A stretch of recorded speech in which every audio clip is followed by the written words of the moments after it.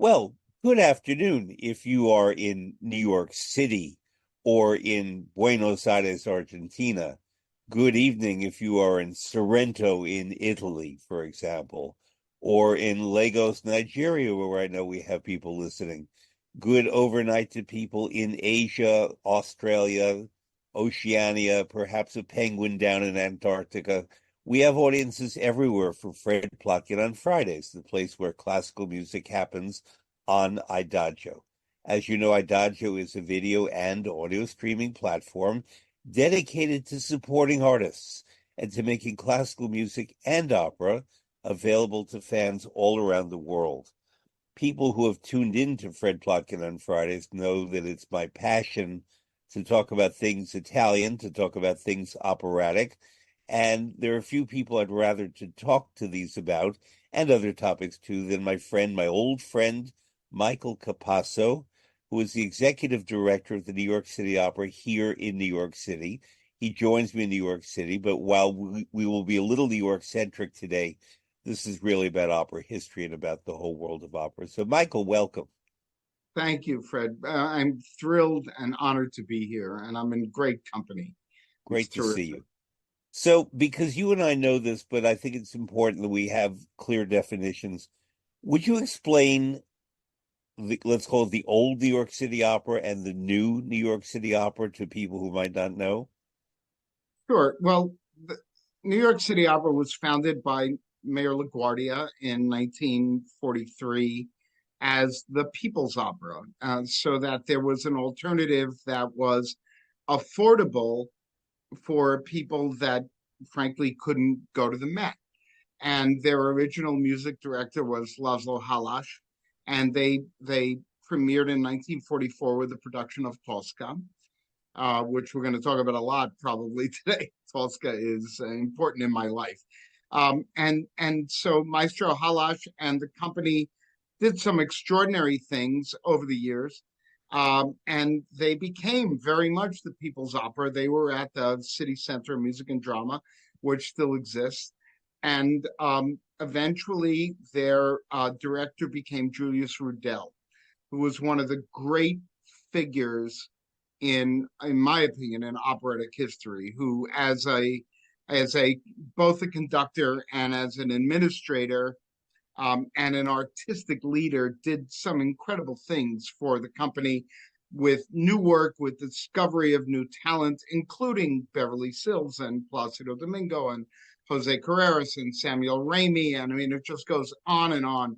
The list of Federico von people Scotta, that Norman Treigle, Carol Vaness. Carol Vanessa, and oh, no, I mean, we could spend the next hour just with the list of people. So he was an extraordinary man who did wonderful things, and then ultimately moved the company to Lincoln Center in 1966 when Lincoln Center was new, and had to share the building with the New York City Ballet and George Balanchine, which was a challenge in and of itself for the opera company, which is a whole conversation that we can probably skip over for the moment, but was something significant. And then he did extraordinary work, world premieres, American premieres, new works, and then also spectacular revivals of neglected, if you will, repertoire, like the Boito Mephistopheles, De Todesstadt of Korngold, etc. So this was a storied company that, the one thing they've always had that has been consistent about the New York City Opera is they never had enough money, which is the truth of many opera companies, but it was very much a truth of the New York City Opera. They were always struggling.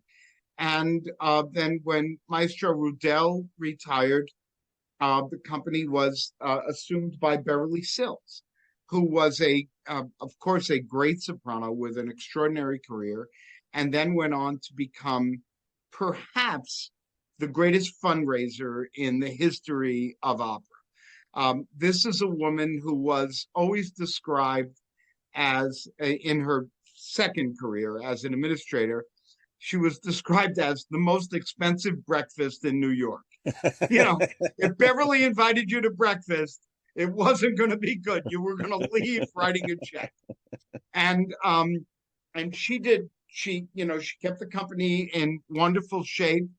And the company, went through then, when she retired, there was Christopher Keene, who unfortunately succumbed to cancer, ultimately. And then it was assumed by Paul Kellogg, a wonderful impresario who also simultaneously ran the Glimmerglass Festival up in upstate Cooperstown, New New York. York, in Cooperstown, New York. And the company was doing always, again, they did extraordinary things with not enough money, and yet discovered wonderful talent and kept going. And then there was a point where they suffered some mismanagement, some financial trouble, etc. And a decision was made to bankrupt the company, or at least put them in Chapter 11. And that And was in all of this, of 2000. course, predates your arrival. Yes, no, this was in 2013. Yes. And I read in the paper, along with everybody else, horrified that the New York City Opera was going to no longer exist. Now, I grew up on Long Island, going to the New York City Opera as a young man and as a teenager, along with the Metropolitan Opera. But City Opera was my go-to place as a young man, because you could get an inexpensive ticket, and you could see the Torstadt and Mephistopheles and Norman Treigle in Le Comte of Man, and unbelievable, extraordinary performances, and Frank Corsaro productions, and it was very Grace Bumbry and vibrant. Nabucco. Excuse me. Grace Bumbry and Nabucco. Grace Bumbry and A Nabucco. very young Joyce Di Donato in Dead Yes, Man Walking, well before it came to the Met.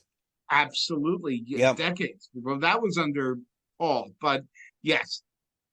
Um, so anyway, I loved the City Opera my whole life, and there's somewhere I have a picture of me sitting on the fountain, the old fountain of Lincoln Center, with the State Theater, the then State Theater, behind me. And I always said, I don't know that I have a shot at running the Met, but I might have a shot at running City Opera. And when this opportunity arose, I called an old friend of mine who happened to be a very wealthy man who was an opera lover, named Roy Niederhofer. And I said, I think there's a way to not destroy this company forever. And we began a process in 2013 that took 2.5 years to reorganize the company through the bankruptcy court, which entailed an enormous amount of litigation and proposals. And in between, we did a memorial concert to Julius Maestro Rudel, who passed away during that process. But he did give us a blessing, if you would, for moving forward. And so, and when in 2016 we reopened, if you will, as the same company. What I mean by that is the tax ID, etc., never changed. It's the same tax ID from 1943. It's still the New York City Opera. It's the New York City Opera in today's world, which is a different world than it was in 1943. It's a different world than it was in 73, 83, 93, and even 2003. The opera world has changed a great deal. But nevertheless, we still remain the New York City Opera, and have done, we continue in the mold that I think is so important, which is interesting repertoire, um, interesting productions that are not that are based on the text and the music and the reality of the piece, and the discovery of new talent. And since in my administration, there are 10 singers that I can recall off the top of my head that I found, or existed, and that we gave them a City Opera debut, and then they resulted in a Met debut and beyond. And that's why we're here. That's what we do. That's what City Opera is. I have City Opera should never be the best job that anybody gets, because the best job that you get is, let's face it, the Met or La Scala or whatever. That's when you achieve the the ultimate experience in a career. But to be able to be in a production in New York City with a 70-piece orchestra and great production value behind you, and people being able to come and the New York Times to review you, and other opera companies from around the world to be able to come and see you, well, that develops a career. And we've done that many, many times. And in my administration, I'm very proud of that. And of course, in the history of City Opera, there's far more. In terms of what Maestro, or well, even Maestro Halash.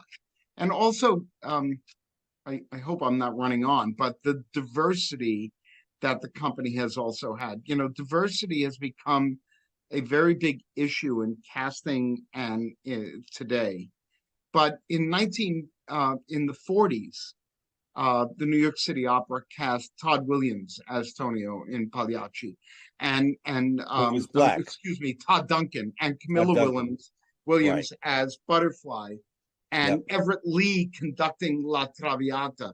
The African American people in important positions in this company decades before Marian Anderson, or a True. decade before Marian Anderson. True.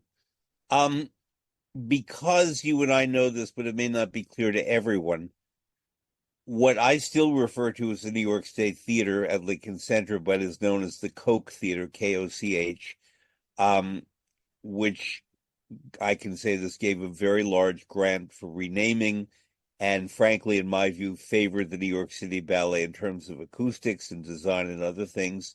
That was part of what led to the problems of City Opera before you were there.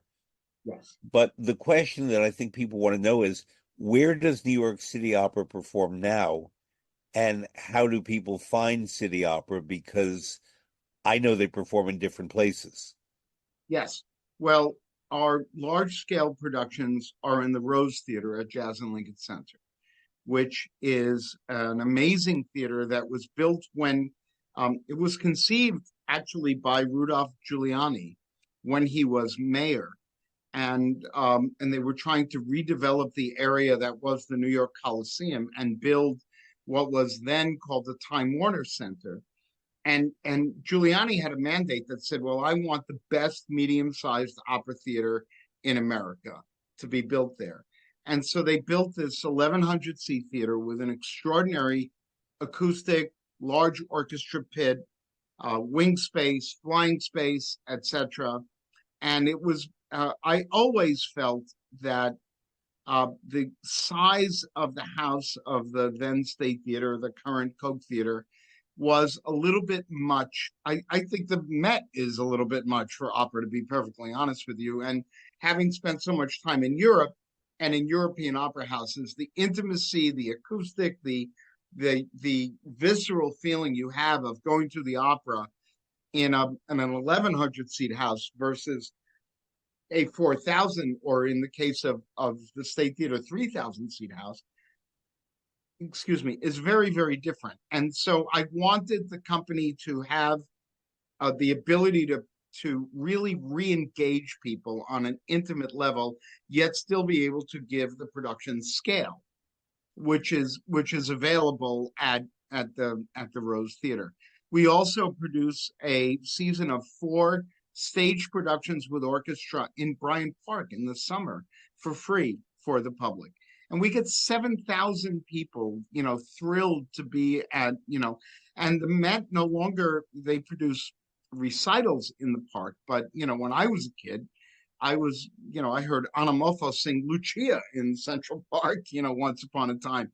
They no longer do that. So the only staged performances of opera in New York City in the summer are now ours in Bryant Park. The only outdoor staged. Outdoor stage. Yeah. Well, I'll Outdoor disagree a stage. bit. There are a couple of companies that do sort of on-site presentations, Yes. No, of course. but On-site what you opera, mean is that's a something terrific different. company. On-Site Opera is a terrific company. Graticello has done some things, Yep. but we've been in residence at Bryant Park for 6 years now, and it's our summer home. And for people who don't know New York, Bryant Park is on 42nd and 6th Avenue. It is just behind the beautiful New York Public Library. So it's a classic central New York City space. You can see the Empire State Building and the Chrysler Building. It's 2 blocks from Times Square. It's a wonderful location, and Bryant Park itself is very pretty. And it's a Beautiful. lovely It's to place. me, it reminds me of the Parisian parks very Yes, much. you're right. Yeah. It does not necessarily feel like a New York park or a London park. I think Right. you're right. And It's like a Parisian park. and the other thing about it that it excites me is that literally people walking down the street can hear the opera and walk in and see it. If you're in the middle of Central Park, it's a destination. You can't, if you're on Central Park West, you don't hear the concert. But if you're on 42nd Street, you hear the music and you can just walk in and take it in for 5 minutes or 2 hours, whatever you decide. It's But wonderful for the New given the Yorker. location, don't you compete with all that traffic noise and just the thrum of urban life? Because right there you have 42nd Street, one of the busiest thoroughfares in America. You have Yeah. 6th Avenue with buses coming up. Um, I mean, it's never bothered me. I can focus on the music. But is it a factor? It's a factor, but it's also what makes it unique. Where it's not it's a New York experience. Yeah. And New York has ambulances and traffic and buses and we and sometimes a helicopter. We do our best, and but people take it in stride because the overall experience is something that's very, very special, in my opinion. It's very special. So, audience members, there was a glitch in Wi-Fi here in New York City. It's not the first time it's happened. And Michael Capasso and I were interrupted, but now we've found one another again. And we will pick up our conversation more or less where we left off, which, as I recall, was in Bryant Park, talking about helicopters and buses and New York City life surrounding the opera. Michael, I think it's an interesting concept to think of New York City opera as being part of New York City life.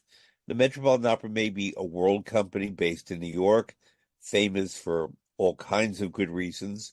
But as you mentioned, New York City Opera, which was founded some 80 years ago, um, was an initiative of a music-loving mayor, Fiorello LaGuardia, Yes. who was Italian and Jewish and lived in Italy for a long time and was one of the founders of New York Public Radio, WNYC, which was founded in 1924 and therefore will be celebrating its centennial this year. The mayor used to go on the radio and broadcast his ideas. He would complain crankily if he didn't like the music being played, and he said, I want more Puccini. And as the mayor, he would demand that they switch to more Puccini. And I mention that because our parents' generation listened to WNYC. And I know in my parents' case, they were weaned basically on Puccini because Mayor LaGuardia loved Puccini so much. So it's a very particular company that has as part of its DNA the immigrant aspects of New York City, the striving aspect of New York City, the desire, and I believe well done in New York, for inclusion of all peoples. As you mentioned, there were Black artists very early on at City Opera, when that just was not done in most opera companies in the world, including the Yeah. Met, which came to it about a decade later. So, um, Well, he my, he coined yeah, it the People's Opera. yeah, The New York City Opera was, and I'd like to think still remains, the People's Opera. One analogy I make is that the Met is extraordinary, and I've been going my whole life, and some of the greatest evenings of my life have been spent in the Metropolitan Opera. But I think of it like the United Nations. The United Nations is in New York, but it's not a New York institution. It's an international institution. New York City Opera is a New York entity. It's there. That's the difference between among the many. But I think that may be the primary difference between the Met and the City Opera. The Met is a world class, superior, theater and opera company that belongs to the world. The New York City Opera belongs to New York City. It's an interesting parallel you draw with the United Nations. You may not know, or you probably do, that the architect of the United Nations building is also the architect of the Metropolitan Opera House, Wallace K. Harrison.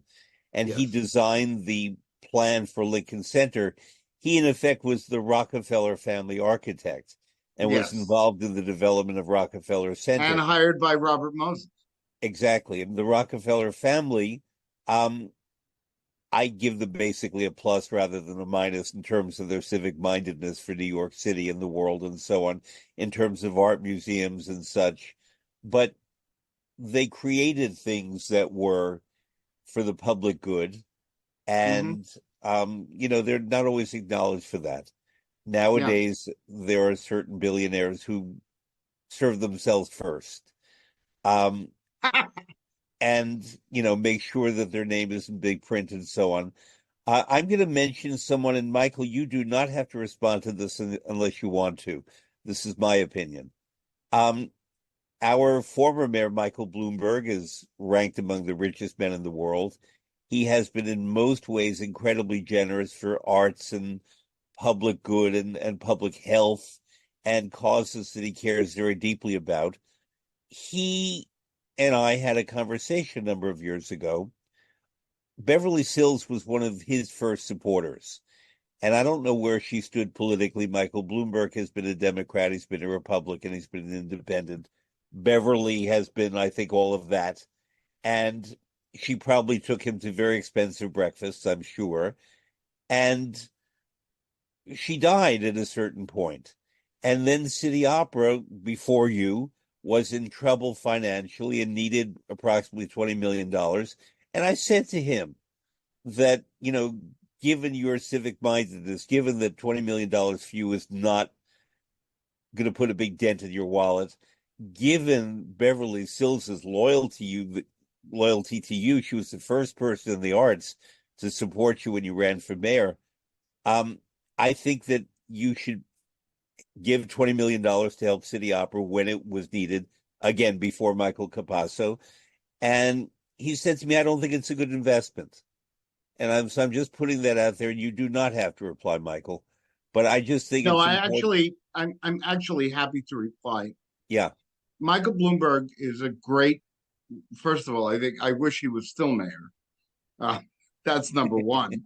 I mean, and he's a tremendous philanthropist. And when we were going through our reorganization of City Opera, we appealed to him, and he said, "You know what? They basically screwed it up. I did what I could, and I'm done."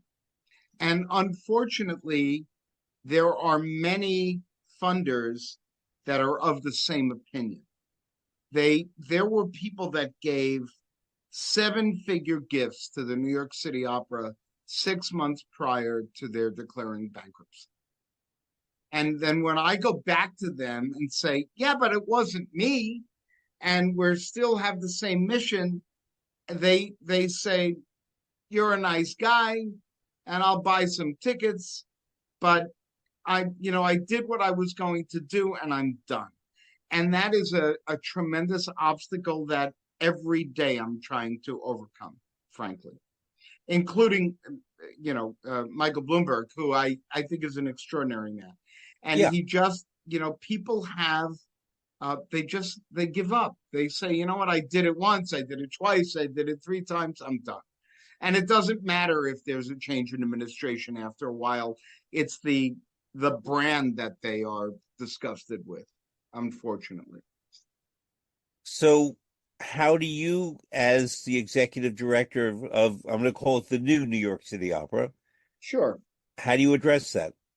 Because I frankly, I all that well, came before you was not your fault. no, but um I'm suffering from a little bit of legacy prejudice. I'm suffering from the fact that the City Opera was at the very top of of every foundation's list annually in terms of giving. And it was six figures, big from very important foundations. Well, when the bankruptcy occurred, you fall to the bottom of the list. So you go from a $200,000 gift to a now 20,000, and you've got to build yourself up, from nowhere. Um, and you have to find some new people. And again, there is a great deal of many people are just disgusted. They feel like they did what they could do, and they don't want it so much anymore. I still hang on to the idea that City Opera is relevant, that it belongs in New York City, that New York City should have a second opera company that does something different than the Met, that does you know different repertoire. I mean, when I was growing up, they did the same repertoire. You could sing Butterfly in both houses on the same night when Yeah. I was a kid, or you got both of us, once upon a time. You could, and now I feel that our mission is to do something different, not to, what am I going to do? I'm going to do Bohème and try and compete with the Zeffirelli production? No, but we can do the Respighi La Campana Sommersa, which no one, hasn't been seen in New York in 80 years and was an extraordinary success for us. It gave our leading lady, who was a single mother, unmanaged Black woman, who I gave the role of Tenderline to, who the Met came, they saw her, and she is now a regular Met artist. And what is her That's name? what her name is, Brandy Sutton. Yes, sure. She's Um, fantastic. and just so people understand, if English is not their first language, unmanaged means that she did not have professional representation Yeah. as a Yeah. manager, as an agent, things like that. Yeah. She walked in the door and had memorized the excerpt, because the Respighi was unlike anything. You can't sing Quando Men Vo and represent what this Respighi piece was. She learned it and memorized it and walked in, and there were several people from several distinguished managements, and this young lady was just better, and so we hired her. And as a result, she sang, the Met came. She's now having a terrific career. And I'm very proud of her and many artists like that as well. I have a young Korean tenor as well, who made his New York debut with us and has since gone on to make his debut with the Met as Alfredo, and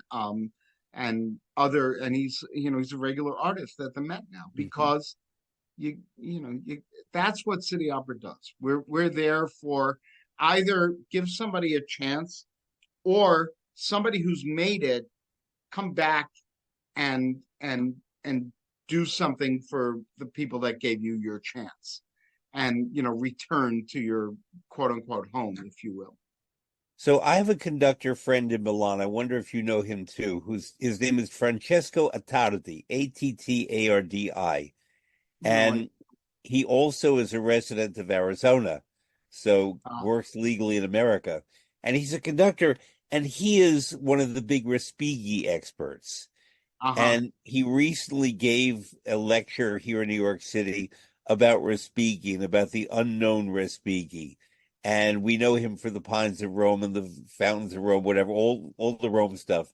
sure. But Francesco believes that there is so much more to Respighi as an influential figure. And we had coffee recently in New York, and we had this conversation about the fact that Respighi, and I'm using just memory, was born in the 1870s, perhaps, and he died in the mid 1930s. And we were talking about why Respighi, except for the two Rome symphonic works, is largely forgotten. And I posed the idea that Respighi was not political. And I'm not saying that one has to be or should be, but Right. if you live in fascist Italy and you're not a member of the fascist party, but if you're also not an anti-fascist publicly like Toscanini was, Mosconi was a fascist, Toscanini an anti-fascist. Puccini Respighi was just in the really middle of the road somewhere. right, exactly. But Puccini died in 1924, so therefore didn't really experience the fascist era as a working artist. Yeah. But I think that Respighi, who was withdrawn from all that, didn't have advocacy in the official Italian government structure and therefore not in theaters and concert halls in Italy. I think Francesco thinks that Respighi's music was also challenging in a good way, but challenging. It was not necessarily the simple melodic Puccini. Not that there's something wrong with No, that. but what I consider it is very much like Zandonai, Yes. for example. It's the Zandonai Francesca da Rimini, for example, which had that unbelievably great production at the Met with Yeah. Scotto and Domingo. Piero Fagioni directed it and James Levine. That like changed my life. I sat there, again, not knowing that. I only knew it because there was an excerpt from it on side 6 of the Fedora recording of Mago Olivero and Delmonico. And side 6 was because it was a 3 LP recording, and Fedora only took up 5 sides. So the 6th side they made Francesca da Rimini excerpts, and that's all I ever knew about. Yeah. And I went to the premiere of that production, and it was Renata who I loved very deeply, and I cried for days when she passed away. And I knew her extremely well, and I considered her a great friend and a great artist. And in that production, just everything about it was beautiful. And I had no idea. And I'm like a Puccini guy too, very much. And so then when I discovered this Respighi piece that we did as a co-production with Teatro Lirico di Cagliari in Sardinia, we brought it to America, and it was. I thought it was a very important moment in the history of City Opera to bring this Respighi opera to Yeah. New York. Um, Speaking of Renato Scotto, Michael, you know that I teach a course at New York University in the Casa Italiana Zedili Marimo called Adventures in Italian Opera. And Renata was my guest there a number of years ago. And when she died this past August, I got in touch with her family and asked to do a night remembering Renata Scotto, which we Mhm. did, I believe, November 29th of last year of 2023. And people can go on YouTube and search Fred Plotkin remembering Renata Scotto. And I had her daughter, I had Claudia Catania, a singer who worked with Renata a lot. I had Bob Played Lombardo, who Suzuki was her to her manager. butterfly a million Yeah. times. So therefore, it was my way of preserving, in a way, memories of Renata Scotto that I'm sure you have. Since you were her friend, talk about Renata Scotto. Why was she special? Because you could close your eyes when she sang and understand exactly what was going on in the opera. This woman was so expressive. Um, her There are moments when I listen to the recordings and or having seen her in person, and I think that they're both. If I ever am dealing with young singers and they come in with Liu, for example, I say, you know what? This is lovely. You need to go home and you need to listen to Renata sing Tanto Amore through Tu Che di Gel Sei Cinta, because it doesn't get better than that. And it may never get better than that. But should be your goal. Try to get to that. And when she in Butterfly becomes a woman in a split second, she goes from being a teenager to a mother when she hears the information from Sharples that ritornar più mai, boom, bass drum, and she becomes due cose, and it's she becomes a different person, or rather, her personality develops differently automatically. She goes from this young, innocent, beautiful geisha, frankly, to an Italian mother, in a split second. And I found that watching Renata on stage, which I had the privilege of doing dozens of times, and then getting to know her personally and having dinner with her and things like that. She was a wonderful friend, and she was also different as a friend than she was as an artist. She was much more she was warm, accessible, lovely lady. I cannot say enough about her. And in I yesterday, yes, yesterday, I was at my mother's apartment, and my mother has a very large 8 by 10 picture in her apartment, and I'm in the middle, and Lee Albanese is on one side and Renata is on the other.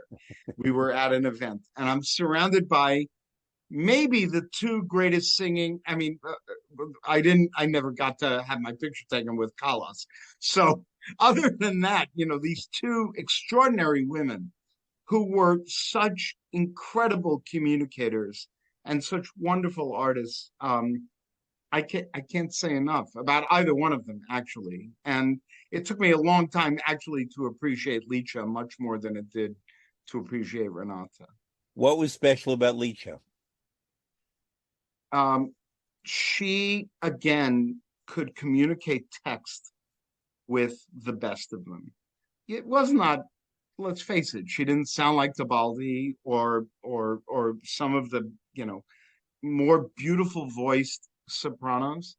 Yet she again was one of those artists that you could close your eyes and know where you were and understand what she was trying to tell you or what the character was trying to tell you all the time.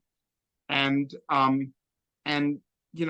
saw Licha in performance once or twice and then in a concert, which would always cracked me up because in a concert the audience would be applauding like crazy, and she would turn to the pianist and go, "Amami Alfredo." And all of a sudden that was her little encore. She would just start to sing Amami Alfredo, like out of nowhere, and it was just, and it was Gary Di Pasquazio was her pianist at the time. And it always made me laugh, that she was such a character. But I got to I got to know her really. I mean, my relationship with her existed after she was retired, and she became very close friends with my mother. And this is a story that may or may not end up in this conversation, but It all she, will. huh? It all will. Okay, so we know La Buca in Zibello. You and I Yeah. both know, and Miriam, who was an amazing chef. Yeah. And my mother went to Salsa Maggiore with Licha to take the cure and take the Yes. waters. And they went one day to Zibello, to La Buca, and they walk in, and Miriam turns to my mother and says, "Ma sei la mamma di Michele." And she says, "What?" She said, "Ma la stessa faccia." And she said, You it have the was like, same you have face. to say that this woman was also, I could talk about her for an hour and a half with you and the food and everything else. Yeah. But this woman recognized, they went to the restaurant and she recognized, and Licha, who was a regular, of course, in that area, then she was the biggest celebrity of all time. Licha was fantastic. And she used to, again, when she would mentor young singers, she was much more about the text than the vocalism. Yeah. Much more. Um, where did you grow up on Long Island? Old Westbury and then Great. Okay. So I was 21 before I figured out I wasn't Jewish. I wanted a bar mitzvah with all my friends. And I still haven't figured out I'm not Italian, so we're even. Um, but I'm asking for a particular reason. My beloved father was a wonderful musician.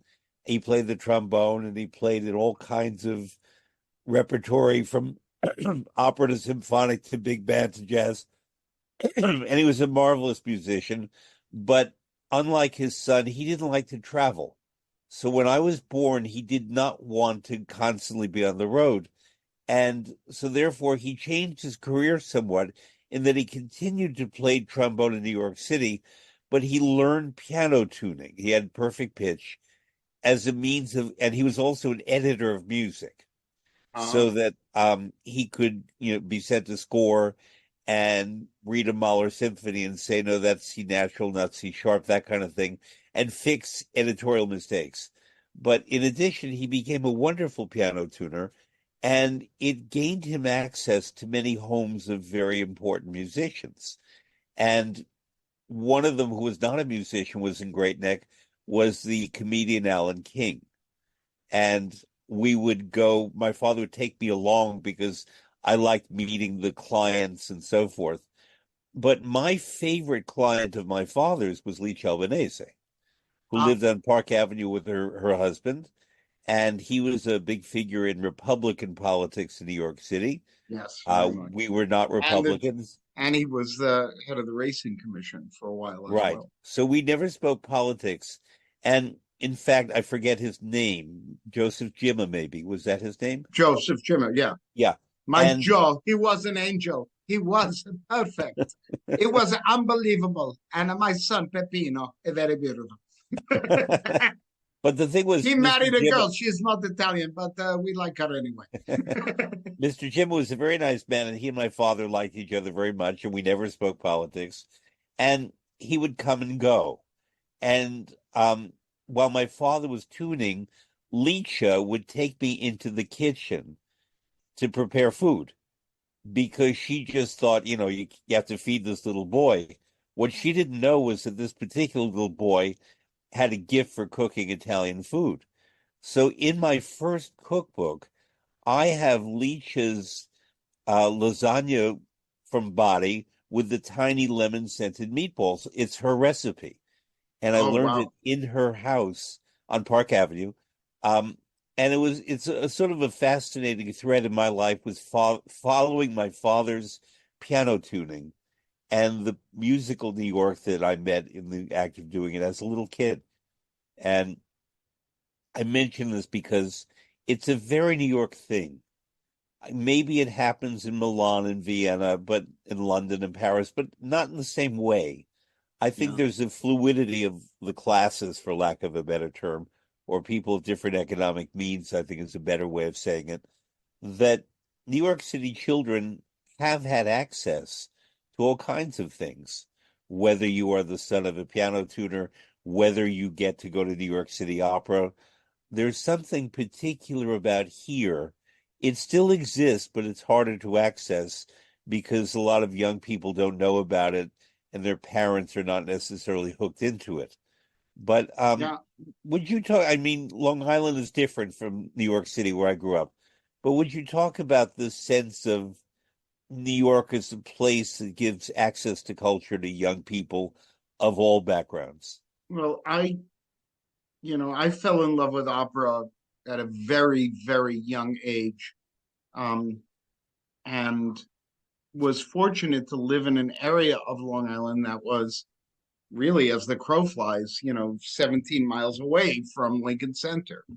And I went to I learned I we had Italian music playing in the house constantly, but never opera. Always Neapolitan songs and singers that were not necessarily even great singers, but they were singing, the music of my culture or my family's culture. And I asked to be taken to the opera. And my first opera was Elisir d'Amore and with Renata and Carlo Bergonzi, Wow. Mario Sereni, Fernando Corena. Molonari Pradelli conduct, like it, and Nat Merrill with the balloon coming in, with Right. Dulcamar's entrance, and Nathaniel Merrill having been a stage director producer. yes, Yeah. who I have a great story about him, but anyway, I always said it was I'd rather buy him a suit than pick up his bar tab, but that's a whole nother story.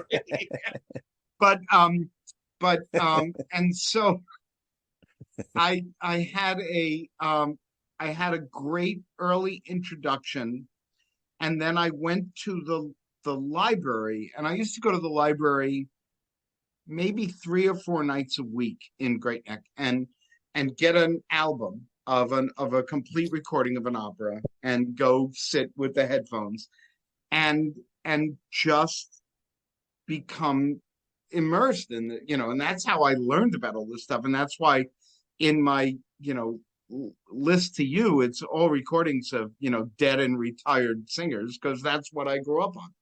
And I had a wonderful time. And then I took a book called Caruso's Life in Pictures by Francis Robinson. And I always say I can never return this book because I owe them about $300,000 in late fees, since 1968. So I mean, I still have the book that I never returned to the Great Neck Public Library. And I wrote to Francis at the Met, and it was the simplest letter. Hi, I would like to get a copy of your book, and I'm in, the seventh grade, and this is fascinating to me. And he wrote back and ultimately gave me a copy of his book, and he came to our house, and he loved home Italian cooking, and he was a wonderful man that was a great mentor to me, and offered me whenever I wanted to go to the opera, I could get a ticket. I just had to call or show up, and he'd put me somewhere. And at the time, he had an office right off the the lobby by the men's room, actually, which was the press office, because I believe he was the press director at the time. He was also still an assistant manager. And I would be in his office to go say hello after I picked up my ticket. And, you know, he would say, Corelli is still not in the building at 10 minutes to 8, for a Yep. Tosca performance, for example. And then, so Ricky Di Giuseppe was dressed, and ready to go on stage. And then, Franco would, show up and then Yep. sing these, amazing performances. So I was very fortunate to live in an area that had access to that kind of thing. And then, of course, to go to City Opera, and hear and see some extraordinary works that were you couldn't see at the Met. You couldn't see Mephistopheles at the Met. You couldn't see the Todesstadt at the Met. You couldn't see the Floyd Susanna at the Met. You couldn't, or Cunning Little Vixen, or all these wonderful performances and productions that I loved as a kid. Yep. Um, Francis Robinson, I knew as well. The office you described was opposite my office when I worked at the Met. And yes, the men's room and the ladies' room were in between those offices. And we had a particularly melodic acoustic a lot of the times Yes. in our offices. And Francis was very old Met, and Met family is the term we used. And I mean that in the very best sense, in that it was a smaller operation then. Hmm. There was Mr. Bing, and there were other people, and most of the people then were men. I'm glad, of course, that it's a lot more diverse, but at that time it was mostly men, and there was an assistant manager, Herman Krawitz, Of and there were course. people backstage who were known to the artists, and Francis Robinson was sort of the public face, and he was charming. He was not phony, his charm, and he loved Italian food because, to put it mildly, Francis was not a cook. Um, and his I bar went bill to his was, apartment once. Yes. yeah, and his bar bill was a similar thing. And occasionally, I mean, one time it was New Year's Eve, and he asked me to come by and would I throw something together from what he had in the apartment. And I knew that basically he had caviar and vodka and maybe champagne, and that was it, and maybe some eggs, and that was it. So I picked up some pasta and tomatoes and things on the way over, and just made a meal for anybody who walked in. But there was a conviviality about him. There was a sense. It was not quote patrician. It was not that here's this boy from Long Island named Michael and he's in seventh grade, or here's this 20-year-old Fred. Um, he made opera available. He made it inviting. It was not snobby in any way, and it could have been No, given the august aspect of the Metropolitan Opera. But it was yeah. that has always been part of the ethos there, and it's a very interesting thing, and again, very New York City. That you just, as you know, I worked for a long time in Milan at La Scala, and I've worked in other companies in Europe, and I love them. They're very different. La Scala has a grandeur about it, and only now is it beginning to sort of get the people's touch, and is doing it very well. But the Met has had that Dominique has a since lot. I think Dominique has a lot to do with Dominique Mayer, the general manager, who's been a guest on this program and is a friend of mine. He really has opened it up in a wonderful way. Um, but you mentioned a little while ago the list that you gave me, and people who come to my program regularly know that I often ask my guest if they would go into the Adagio catalog of millions of recordings and performances and find things that inspire them, that appeal to them. And I usually say, give me three or four or five. Michael gave me 15, and I know you could have done a lot more. And we're going to post them all on this show page. But I would say, in general, as you said, that they're mostly artists of the Italian tradition. So the Maria Callas was not Italian, UC Bierling was not Italian, but they're in the Italian tradition. George London, Richard Tucker, Nicolai Guetta were all in the Italian tradition. Um, I grew up. Can I tell you a right. I real was going to quick ask you, story about Nikolai? sure, I grew up calling Swedish tenor. Nikolai Geta Yeah. Uncle Nikolai. Okay. I was my best friend in junior high school and high school was a Greek kid my age named Christopher Metaxas. His mother's sister was Stacy Gedda, Nikolai's Ah, wife. ah. And so all my every Greek Easter, every Greek holiday, I would be at the we were best friends. And I when it was uh, uh, every couple of years, I would still go to Greek Easter. We had to go dig a hole in the backyard to roast, to spit The lamb. for the lamb. It was a very Greek thing. And Nikolai would come, and I just knew him as Uncle Nikolai. Of course, I was already an opera fanatic, and he would somewhere, and I've got to find it. I was backstage after a Lucia performance, and he washed his face with a bar of soap. And my friend Chris said, he said, well, Uncle Nikolai, give him the bar of soap. And he took a hairpin out of his wig and he signed it, Nikolai get it, and handed me this bar of soap. Um, just he was he's I again I could recount dozens of performances with him, as an individual.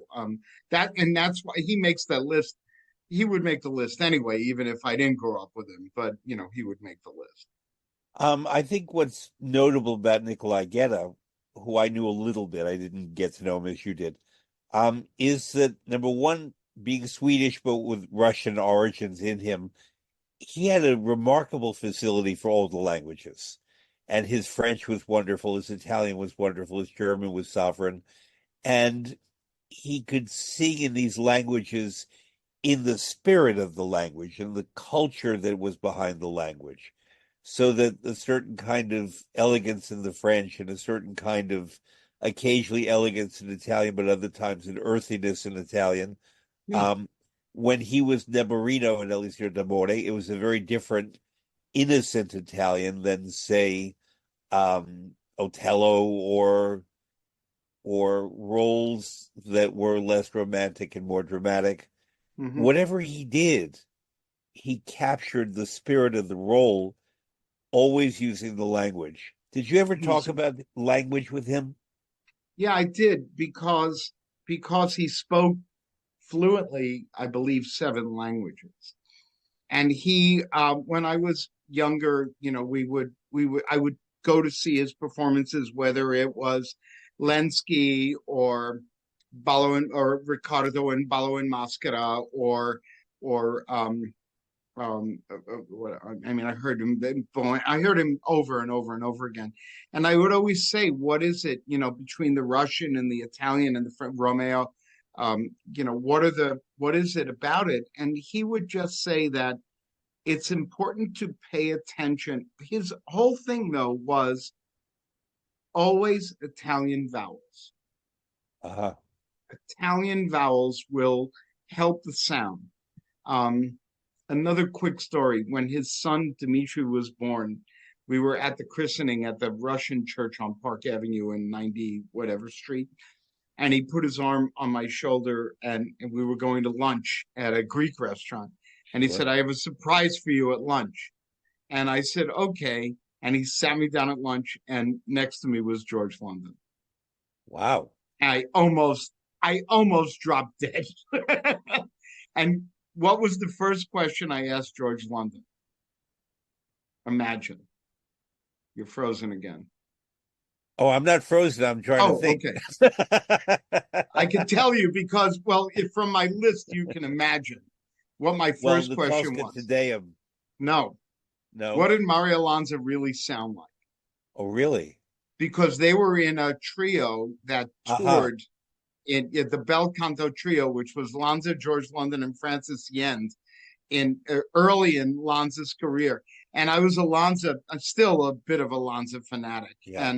And I said, "What did he really sound like?" He said, "It's tragic because there would have been no equal had he gone into the opera." And that's what George London had to say. Mario Lanza. I know that Jose Carreras thinks the world of Mario Lanza, and other Yeah, tenors that I've worked with have all thought very highly of him. yeah. I mean, well, he's one that in today's world, I guess you could say it's Andrea Bocelli, who people think that's an opera singer who sings popular music. I would agree that he has made um, a little bit of classical music accessible to the public at large. But what Lanza did, where he could legitimately sing arias with the best of them, with immaculate diction, and then sing popular songs also with them. If I give a master class to young singers and they're singing in English, I say you need to listen to Mario Alonso. I mean, this you could write the text down as he sings. It was perfect English diction, absolutely perfect for Um, whatever. no, I hear you.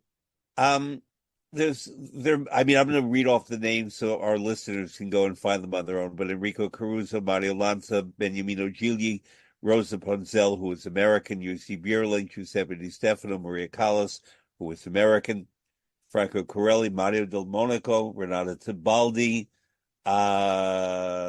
Nicolai Guerra, George London, Richard Tucker, American Renata Scotto, and others. But a name that pops up a lot, and when I talk to Americans of our age or older about people they liked who they felt were underappreciated, the name that comes up the most is the baritone Robert Merrill. So when many years ago, Licha honored me with a Lifetime Achievement Award long before I deserved a Lifetime Achievement Award. I may not even deserve one now, but she But you're getting loved me. closer. Well, I'm getting closer, but I certainly didn't then. And she says, I think you're fantastic, and what you do is so fabulous. I want to give you the award, and so you're going to come. So I went to Alice Tully Hall for her gala concert, And I was backstage, and at that same event, Robert Merrill was there and Teresa Berganza, also somebody that I think is like, like from here to Me the too. moon, fabulous, right? One of my favorites. But Yeah. people were going up. Everybody on the program would go up to Robert Merrill, and he was didn't want, okay, he would just nod, and they would have to go away. I spoke to him for about 20 minutes, and people would come up to me and say, how did you, what, why is he talking to you? And he's not talking to me. I'm a baritone. I've already made my Met debut. I said, because I talked to him about baseball. Exactly. and and all I did was talk about the Yankees. I didn't say, how great the Invano Alvaro from that Bengala with him and Tucker, his that finalmente that he sings in that, it's on this my list that you're gonna post, I hope. Yep. That is the greatest F natural a baritone ever uttered in the history of baritones, and that includes Bastianini and everybody else. It's never going to get better. It just, and I was sat there and just, it blew me away. And I was, again, lucky. I grew up in an era where I could go to the Met and hear Tucker and Merrill and Corelli and Tabaldi, and it was late for Leach, but I heard many others that were extraordinary. But Robert Merrill is so, and again, it was a hard choice for me to make.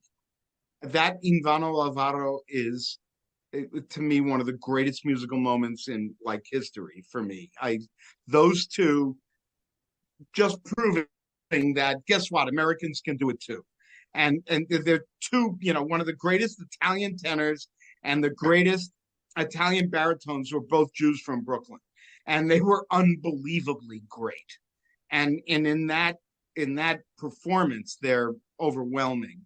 And but at one point, Robert Merrill literally cleared his throat, and it was the greatest, most resonant sound I heard in the entire evening. For people not from New York, I should explain that in the heyday of the Metropolitan Opera in the 1950s, New York also had three baseball teams. It had the Brooklyn Dodgers, it had the New York Giants who were in Manhattan, and it had the New York Yankees who were in the Bronx.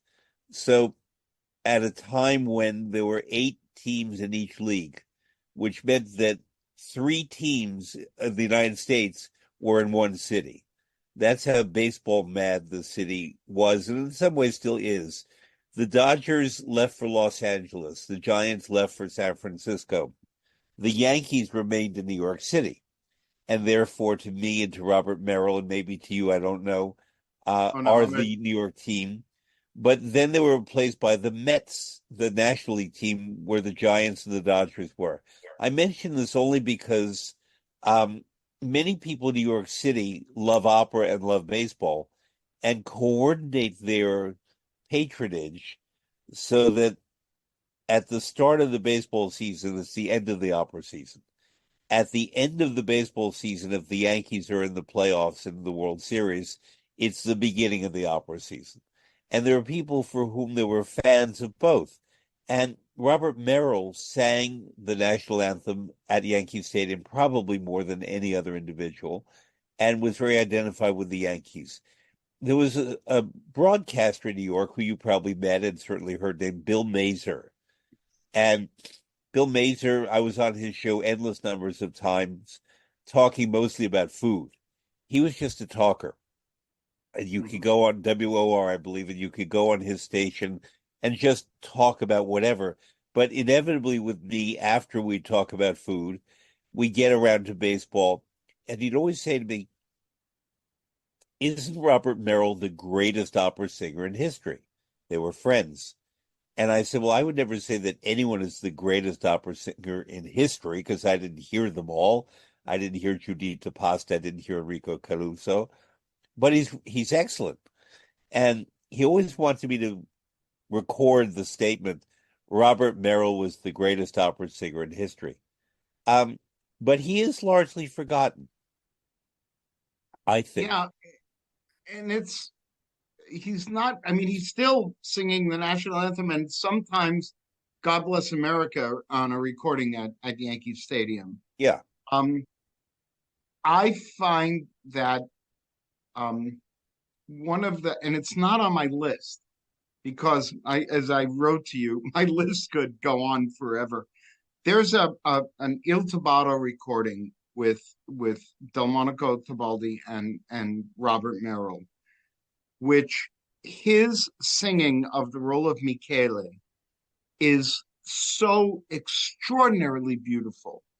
You know, when he gets to that, the resta vicina me, you know, I don't, please excuse me for even trying, but there are moments of of opulent vocalism that came out of this man that were just, you know, and people like to think, and again, you know, I was lucky. I met Mario Sereni and I had dinner with him once. And he would tell me that when he came to New York, there was Leonard Warren, Robert Merrill, Cornell McNeil, and he felt like the most inferior. You know, he's like, why am I even here? These three American titans of baritone singing. I mean, McNeil. It's very funny. Years ago, I produced the Crucible. I've done the Crucible a couple of times by Robert Ward, but in my production of the Crucible, Walter McNeil sang the judge, and so Cornell, his father, came, and but this poor baritone that was my John Proctor walks out in the first scene, and he's got it. Thankfully, in the first scene, he has very little to sing because he looks in the first row, and there's Cornell McNeil, and this guy comes off stage. He goes, "You're kidding me, right? How am I going to supposed to sing anything in front of Cornell McNeil?" Again, you know, McNeil, Merrill. Um, I mean, Leonard Warren. Leonard Warren seemed none of them. I mean, are really people think American baritone. They think Cheryl Mills, a great artist. Don't get me wrong, but these three are not to be ignored by any Yeah. stretch of the imagination. And I others, think it's Lawrence Tibbett. I think You it's know, because we have audio of these people, but not video. Where Cheryl Mills was already in the era where he was doing Scarpias with Domingo and Leontine Price or Grace Bumbry, and we saw him in a lot of things, yeah, but we did not. Now, a topic I was going to get to perhaps an hour ago, but I want to get to now is, as audiences will understand, you look great. Um, you are already getting Lifetime Achievement Awards decades ago. So therefore, you're not a bambino. And no, when you arrived at New York City Opera in 2013 to create the new New York City Opera, obviously you had a career before that. And I know a lot of what it was, but I want audience members to know that you just didn't suddenly materialize in 2013. What did no, you do God, no. before that? Well, I fell in love with opera at a very early age, and I had an extraordinary music teacher in high school. And in my high school, which was Great Neck South High School, they she produced an opera every year. I mean, she Wow. produced Prince Igor, for Christ's sakes. I mean, it was like insane, right? So, and I was not a music kid. I was told when I was in junior high school that I was tone deaf and don't even try. So I never tried. I mean, I still loved music and I figured, you know, okay. And I came from this a family of Italians from the construction business, and I was supposed to be in the construction business, like you know everybody else. And the this woman, her name was Diane Martindale. She would post clues for the opera on her window so that the kids could figure out what the opera was. And so I was in those days there was junior high school and high school, right? And high school was 10, 11, 12. So I'm in 10th grade, and I'm not gonna lie, I'm this leather jacket, cigarette smoking greaser that, nobody, I have nothing to do with the chorus other than I was very happy of all the pretty girls that were in the chorus. And I look at the window, and all of these music kids are staring at it. And it was Magic Potion Quack Doctor was the clue. And I said, "Oh, it's Elisir d'Amore." And they said, "What's that?" I said, "Come on, you got to be kidding me. How do you know that that's not what it is?" I mean, it was the first opera I had ever seen. I knew it intimately. And so I said, "Go inside and tell her that you know that the opera is Elisir d'Amore," which they couldn't pronounce. So I said, "Well, say it's the elixir of love." And so they came back, and she said, "Well, how did you know that?" And they said, "Well, there's this greaser outside who knew what the title was." So and she came out and she said, "Well," and I said, "Look, I love opera. I go to the opera once a week. I'm, an opera fanatic." And so she is the woman that said, you don't necessarily have to be a contractor. You could do something else. And when I didn't go to gym for 3 years, I was in enormous trouble in school. And she went with me. I swear it's a true story. She went with me to the principal's office, and she said, "He doesn't need to go to gym. Michael is a prodigy. He knows more about opera than I do, and he's 16 years old. Leave him alone. Let him just be who he is." And so I got through high school miraculously. And I went to there was a local opera company in Manhasset, and they called up and they needed people they wanted male voices in the chorus. And they called her because they wanted anybody that could wear pants and, sing in the chorus. And she said, "Well, I've got this student that like is opera crazy." And it was Lucia di Lammermoor, and the Edgardo was John Carpenter, who was the first ever winner of the Richard Tucker competition. Yeah. Anyway, I end up and I'm in the chorus of this, I'm standing there, "Per te divento giubilo," and I'm in the chorus and I'm managing to get through it without ruining it. And someone needed to go pick up the scenery from Tony Stevenello in the city. And their technical people couldn't drive a stick shift truck. And I grew up in the construction. I could drive a stick shift since I was 12, right? So I said, "I'll go get it." So I go get it, and I meet Tony Stevenello, who's one of the great mentors of my life, an amazing man who I think someday a film should be made about this man because he changed opera in America for everything. And you can maybe explain that to your audience at another time because it's a whole episode. But anyway, I pick up the stuff and he hands me an envelope with that hanging schedule. And I get back to the theater where we're doing the show and I hand it to the technical guy and I physically unload the truck, and all of the instructions are in Italian. And nobody knows what it is. And I said, "All right, give it to me." Because I fortunately spoke Italian before I spoke English, actually. It was my first language. So I said, "All right, this goes here, this goes here, this goes here." Well, I was so important in the chorus that I became in charge of scene changes. And one thing, kind of led to another. And then they were renovating a theater also in the town of Great Neck, which is now a condominium. And I went in and I convinced them to allow me to produce a production of Tosca in 1981 when I was 21 years old. I'm 63 now. And Elaine Malbin lived in Great Neck. Yep. And I called Elaine and I said, "Would you like to sing Tosca?" She goes, "Well, I never have." I said, "Well, maybe you should." So she said, "Okay." And I hired Elaine Malbin and a baritone who was a local cantor named Seymour Schwartzman, also fantastic baritone. And then a young tenor, and I put on a production of Tosca for $8,500, two performances, and the conductor was Herbert Grossman, who was the son-in-law of Schatzenoff and had played the rehearsals for Toscanini's Falstaff recording.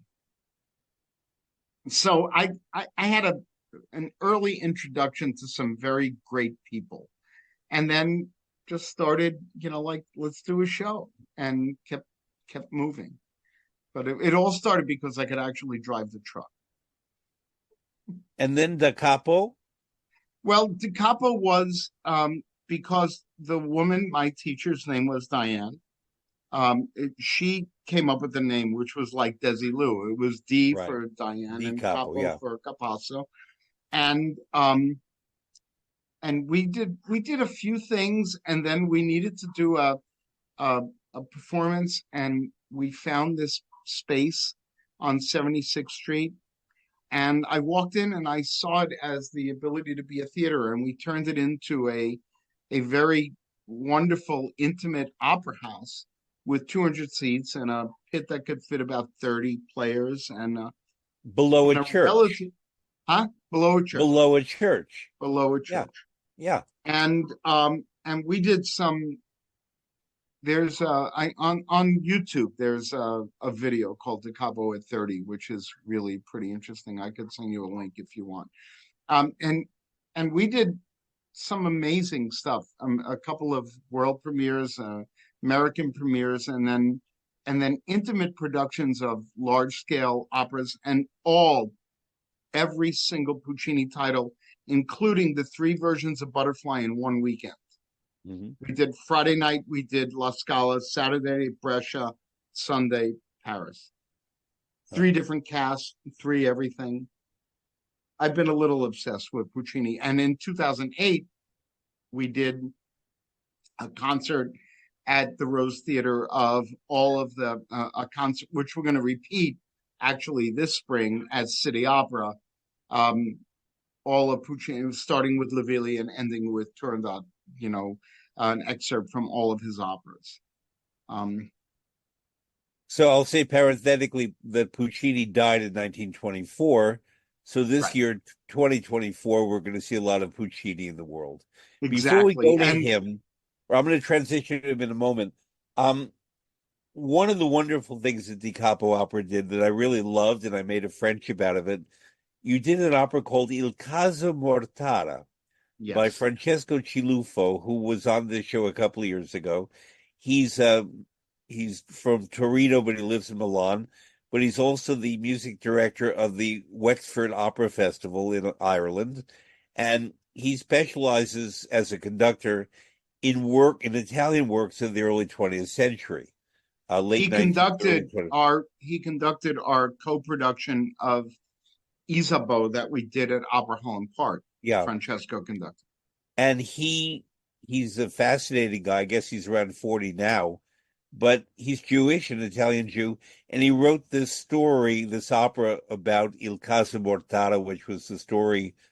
I It's a while since I've seen it, of an adoption where someone was Jewish and became not Jewish, or the other way around, um, and anti-Semitism in Italy at the time of Verdi, and it was a very interesting work, and it was premiered, if I recall, in 2010, and was 100 years after the 1910 premiere of La Fanciulla del West by Puccini, and it was the first Italian composed opera by an Italian that premiered in New York and not outside of New York, or in Europe, let's say, in 100 years.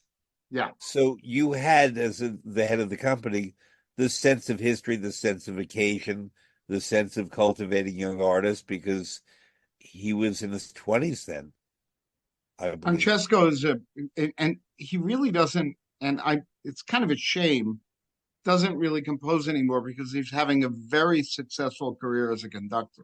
Yeah, And he's a brilliant conductor. yeah. He conducted our Isabeau in London. I'm going to invite him again. He's wonderful, and yes, there was a sense of occasion, and I felt that there is a great deal of American opera, um, and which I've been a champion of American opera my whole career, and we've done a great deal of it. We could talk about that also, but when Francesco was introduced to me by Tobias Picker, actually, whose work I had done a great deal of, By um, Tobias Picker, by Tobias Picker. who will be Tobias, my guest next month. okay, Yeah. Tobias, Francesco wrote to Tobias after hearing Emmeline, and the recording of Emmeline, and then they met, and then Tobias and I are close friends and colleagues for a long time. And he said, there's this young composer who's, absolutely terrific. And then we found this story, and it's one of those stories that you really can't make up. It's the truth is always better than fiction, as I find. Similar to the Garden of the Finzi-Contini, which we did 2 years ago as City Opera by Yep. Ricky Ian Gordon and Michael Corey. Also, that was the Finzi-Contini was.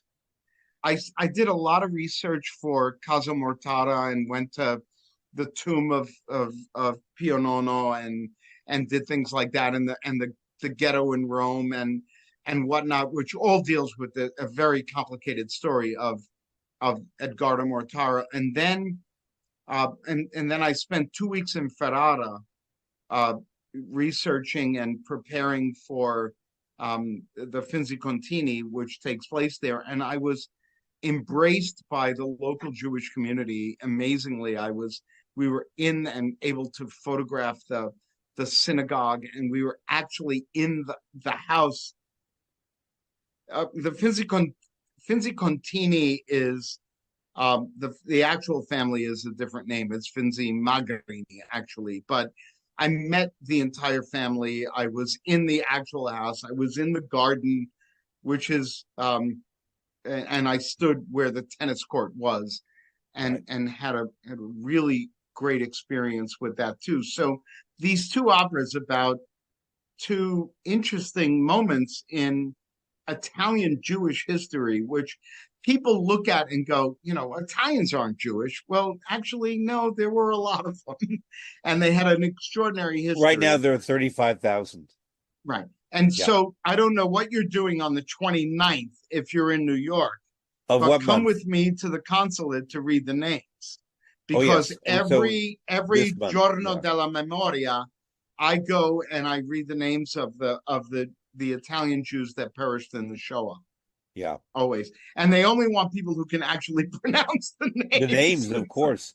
Um, Giorgio Bassano was the writer, the author of the book of the Bassani, Garden of Bassani. the Yeah, Bassani, yes, the Garden of the Finzi-Contini, and he was from Ferrara, and he was a great writer.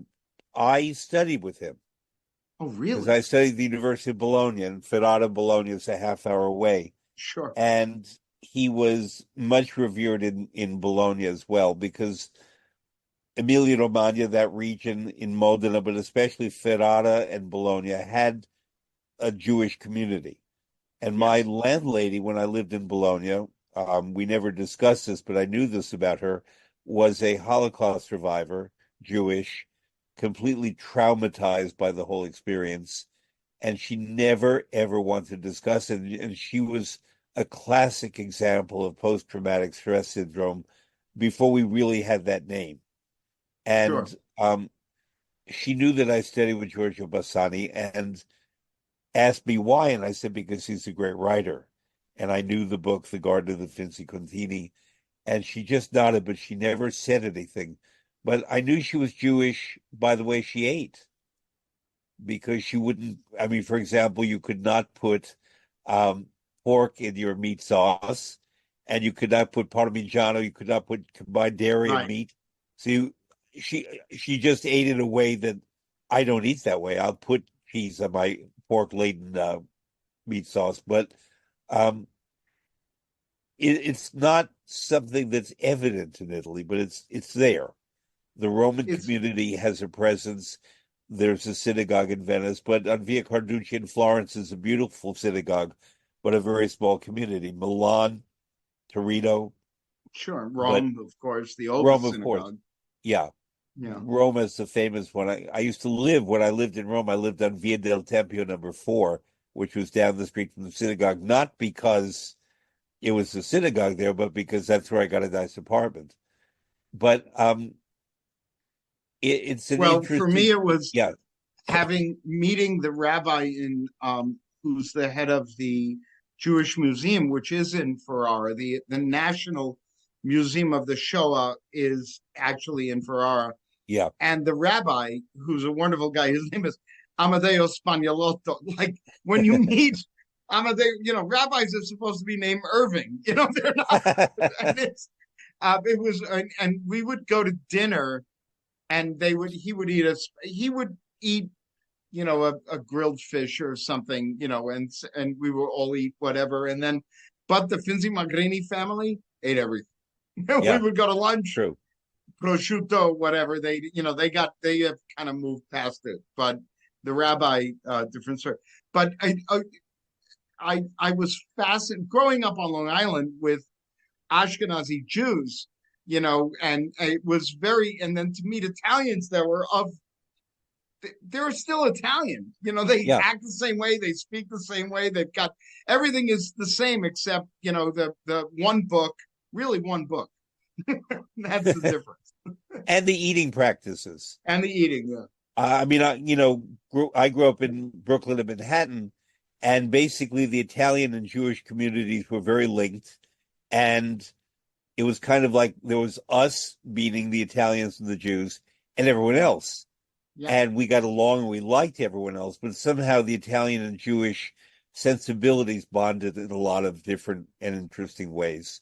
My Um, grandfather spoke Yiddish yeah, because he grew up in East New York, Brooklyn, and adjacent was Bronzeville, which was 100% Jewish.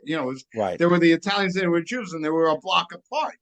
And they somehow got together. And and then when I was, growing up at Great Neck, and he would meet other older Jewish men, they would speak Yiddish. It was wild. right. He spoke Italian, Yiddish, Neapolitan, Sicilian. It was a melting pot in those days. And I Very grew up interesting. speaking New York Italian, Yeah, even as of a very course. little kid. Um, Michael, I know we could talk for hours, but I want to bring the discussion around to a summation, a lot of what we've covered. Um, I think we've made very clear that New York and the greater metropolitan area of New Jersey and Long Island and so forth has been a crucible of blending and merging cultures. It's been a place that has given access, whether it was Robert Merrill being a kid from Brooklyn or Michael Capasso from Long Island or anyone, um, to the arts, to all the arts. You had an opera company that has as its gospel that is the people's opera. What has changed in New York, perhaps in America, in terms of how younger people perceive their place in the arts? And maybe when they say the arts, I'm not only saying the classical arts, because we have special schools in New York where you become a dancer, where you can go into Broadway, into theater, and so forth. Um, we still have in our lower grades some education, but not like what you had, where you had your teacher, Diane, I forget her last name. Um, I had a Lebanese American teacher in kindergarten who taught us Brahms and Poulenc when I was 5 years old. And we were not a special kindergarten. This was New York City public schools. Kindergarten teachers had to play the piano. And I remember the first music I learned were by Brahms and Poulenc, which is remarkable when I think about it now, in It's school. amazing. Yeah. And but things have changed. We have all this video. We have programs like what I create. We have stuff available. but I don't think we have the inspirers who are out there, if that's a word, who are out there on the ground in the same way. Now everything is recorded, documented, preserved, which is good too. I'm happy to do it. But when I go out and I speak, I can see people get turned on to what I'm talking about. I gave a lecture recently in Brooklyn about Verdi's Nabucco and what it meant to Italians. And the audience really, really got into it, not because of me, although I'm good at it, but because it's such an interesting topic that they found relevant, because Verdi's Nabucco was about the unification of Italy, about oppressed people in ancient time. It also, frankly, is about biblical hatreds, territorial divisions, about how we can either find ways to love each other or oppress one another. That's as real as today, unfortunately.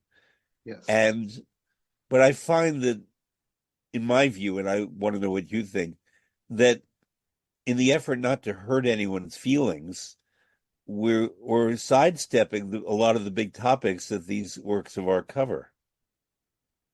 Yeah. Well, that's a very it's a broad subject that we could also spend probably another hour on.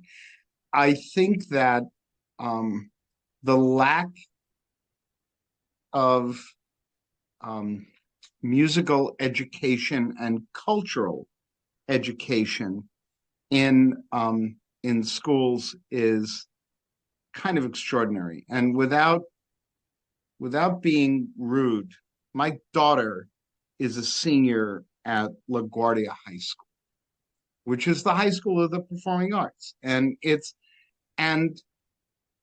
for the last, since she's been there, we, City Opera, bring in master classes and singers. And because, but at my, I'm like, what do you mean? I went once and I had a group of senior kids who are in the vocal department and they don't know Caruso or Zinka Milanov. Like Zinka Milanov, forget it. Like, wait a second, you need to know who Zinka Milanov was. I do. I mean, I think everybody should know who Zinka Milanov was, or I mean, at the very least, some of these important singers that changed, the popularity of opera in the world. If you start with Caruso, which I think he's the most important singer historically. Not because, I mean, yes, it was a great voice, but his career and recording came together at the same time. And as a result, it created the popularity of the art form. It kind of broke down a bit of a barrier. It made it more accessible to the common people. And as a result, you ended up with the City Opera, which was, created so that the Italian and German immigrants, etc., who couldn't afford to go to the Met, had a place to go where their cultural heritage could be celebrated.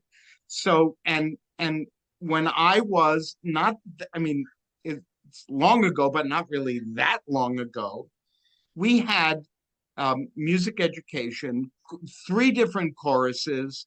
The Met used to come to the school, and we used to go to the Met twice a year, once to the Philharmonic, to see a little night music. In the first year, it was on Broadway. We took a field trip, so we went to Broadway, opera, the symphony, the ballet. It was it was a very important part of the curriculum, which it no longer is. Yeah. And that is part one of what's killing audiences.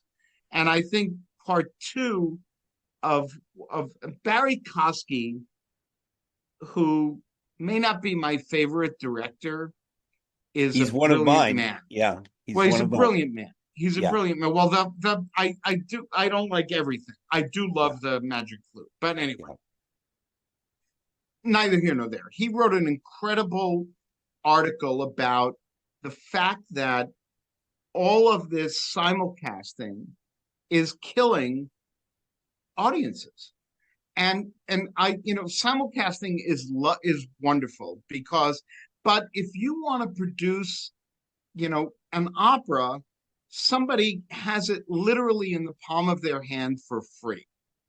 Now, that's part of that is good, but what is it doing to the audiences, and what is it doing to, because it is not under any condition a substitute for sitting in the theater and No. being embraced by a live orchestra, you know, important live singers and everything that goes with it. It's not the same. And And I it doesn't believe create that, the revenue necessary to support an opera company. well, and to the contrary, right? So I think that much as there are blackouts in sports, right? They won't broadcast a football game if the stadium's not sold out. Right. Well, why are people able to go to see a Met performance 10 blocks away from the opera house? Mm-hmm. Well, I mean, it's go to the opera house. Yeah. Give them a $20 ticket instead of the movie theater ticket, but at the very least, get people in the building. You can't build you can't, opera lovers are, don't come from watching it on a screen. They come from being in the building. You, me, people of our generation, even other people, they'll see it on screen and then they'll go to the theater and they'll go, wow, this was a completely different experience. And I'm thrilled by it. And I think dilutes, it's diluting things terribly, all of this simulcasting. I really do. I think it's bad. I think, And touring companies, sorry to interrupt, but yeah, there was Western Opera Theater, there was with City Opera used to tour. And you would go to these communities with reduced productions, but with important, young developing singers, and people would see live opera. And now the presenters don't do it anymore because they can bring in a simulcast yeah, for a fraction of the cost and yeah, actually make money rather than having to raise the money to produce a live performance. yeah. And it's a big problem, in my I opinion. think there's another thing. It may be relevant in other American cities and certainly elsewhere in the world, but I'm going to speak very specifically now about New York City. Um, I think it's great that we have constant waves of migration here. I think it helps keep us diverse and interesting and vital and tolerant and all kinds of things. But when New York City Opera was founded, as you said, it brought in the Jewish, the Italian, the Latino, the German uh, audience members who couldn't afford to go to the Met, who would go on Saturday nights and see Cavaliere Rusticata Pagliacci, in addition to seeing unusual operas. Um, but those groups are less prominent now as immigration groups. And the people who come from countries, I'll include Russia and Ukraine among them, and a lot of them live in Brooklyn, but also places like Uzbekistan and Georgia, the former Soviet Union, China, Korea have big opera and classical audiences, and we have very large populations here of Chinese and Korean in New York City, and the Chinese and the Koreans, but also the Russians and the former Soviets and the Ukrainians, train their children in music or want to see their children trained. And I don't yet see an outreach to those communities to bring them into the opera and the classical structure in New York. Many of them find their way in, but until the horrible wars going on now between Ukraine and Russia, um, it used to be the Ukrainian and Russian Americans would gather in theaters in Brooklyn and attend performances. And violinists and instrumentalists who played in the old country would form orchestras here and opera companies here and stage Prince Igor, stage Tosca in Brooklyn in theaters and wherever they gathered. Um, Now, unfortunately, in part because of the wars over there, but also because I don't for whatever reason, I don't think the environment exists now in the same way to bring in these immigrant audiences to the cultural structures of New York City. I don't know what you think. Well, I think we need to do a better job as opera companies to bring in. Uh, a couple of years ago, we did a double bill of Rachmaninoff's Aleko and Pagliacci. Which Now, was of great. course, most of it was sold because of Pagliacci, which is, a very famous title. But we had, and we noticed a tremendous amount of, we used a Russian dance company, first of all, because Aleko has a big, like, dance intermezzo in the middle Yeah, of it. And it's also a ravishingly beautiful opera that should be performed more, in my yeah. opinion, other than the baritone aria that, people use for auditions all the time. Um, we did get an interesting group of people that were of the Russian community, and I think we need to do more of that. There is and this is a little bit of a secret, but I'll let it out there. There's an Armenian opera called Anush, which is the Armenian national opera. There are thousands and thousands of Armenian people in the tri-state area that when we produce this opera will come, and it will be an American premiere. Now, that's a little crazy to me that there's, this piece that is a national opera to an important country, and we have people, who are ethnically connected to it, and it's never been done here before.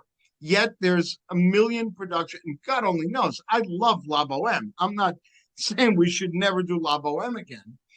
Of course we should do, and everybody, or any of these things. But there are there are works that are out there that are very significant that can maybe bring somebody into the building. And if you get them in the building once, which is my feeling, is get them here and let them enjoy it, and then you got a shot at getting them back. And maybe you get them back not necessarily for something that is culturally attached to them, but they recognize, like Hmm. Pagliacci, like La Boheme, like or whatever. But the important thing that I subscribe to is to get your audience to trust you, in that whatever you produce is going to be, it's not going to be awful. They're going to enjoy it. It's going to be okay.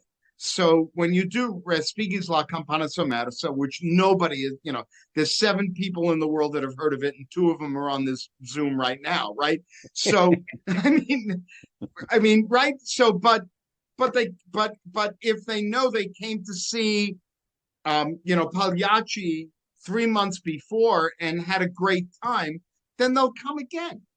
And that's what is our obligation. I think we need to reach out more to this, to the diversity, and frankly, it can't. We're going to do Troubled Island next year, which is by William Grant Steele. It's actually about it. It might have even been announced already, but I'm not quite sure. But it's the first New York City Opera premiered it. It's the first opera by a Black composer ever to be produced by a major opera company. Hmm. And you can't just do Porgy and Bess and think you've done your job for that, that community. You got to do something else. We did Florencia and El Amazonas 4 years ago before the Yep. Met did it. We did Yep. Cruzar, the Mexican mariachi opera. Hmm. I think that it's important to the New York is a melting pot, and it has changed, and it's different. And you can't just do Italian and German opera, because we don't just have Italians and Germans anymore. We have everybody. And Hmm. let's try and get them in the building, however you have to do it, so that they can, get there the first time. And once you get them, opera lovers, I like to garden, and I'm Italian, right? So They remind me of tomato plants. Tomato plants are not easy, right? You got to plant them early. You got to keep them a certain way. You got to water them from the bottom. Then they grow. Then eventually they get to a point where you got to put a stick in the ground and hold them up. And you've got to keep them going. And then finally, after months, they yield fruit. Well, that's opera goers. You can't just assume that somebody's going to walk in the door, go to the opera, and go, I'm sold. This is the greatest thing I've ever seen in my entire life. I can't wait to come all the time, buy a subscription, and write you a check at the end of the Yeah. year. Yeah. It's not going to happen. It takes time. You've got to develop them. You've got to nurture them. Yeah. It's family. It really is. When I worked at the Met, the website was Met Opera Family. Yeah. And it was referred to as the Met Family, and it was not a euphemism. Talk about Francis Robinson. He fostered that. Sure. Yeah. And it really goes with it. There has to be a sense of belonging, of ownership. The New York Philharmonic is now trying to promote this again, and I think they're doing a good job of it. Yeah. That it's ours, so to speak. It's not theirs. It's not for the few, for the wealthy, for the fancy, whatever. Well, It really is the ours. fact that you can go and watch the concerts in the lobby for free. Yeah. That's I think that's great. Yeah. Whatever you can do, because they're already one step into the building, right? Yep. Their next step is inside and buying a ticket. Yep. Michael Capasso, if I learned nothing else, I learned how to grow tomatoes today. I bet you know how to grow tomatoes. I'm not so good, actually. I'm good at cooking them, but Me too. I know. Please, we could spend another hour and a half just talking about Italian food and restaurants that we love. It's true. And making your book digital. Thank you. Because if your book were digital, I would, because I can't carry your, but there's a new one. I'm not here to promote my books, but maybe you know that there is a new lighter weight book. Well, I would, because you're, Italy for the Gourmet Traveler. Italy for the Gourmet Traveler weighs about 1,000 pounds, and I put it in my carry-on, and the whole time I'm going, man, why am I carrying this book around? It weighs 2 kilos. Yeah. And was intended for people driving around Italy, not for people backpacking or staying in hotels. But since you brought it up, thank you. Many people know the wonderful writer Rick Steves. Rick and I co-wrote a book called Rick Steves, Italy for Food Lovers, and it came out in 2023 and is a lighter version. It doesn't have everything that Italy for the Gourmet Traveler had. And yes, it would be wonderful if that book were digital.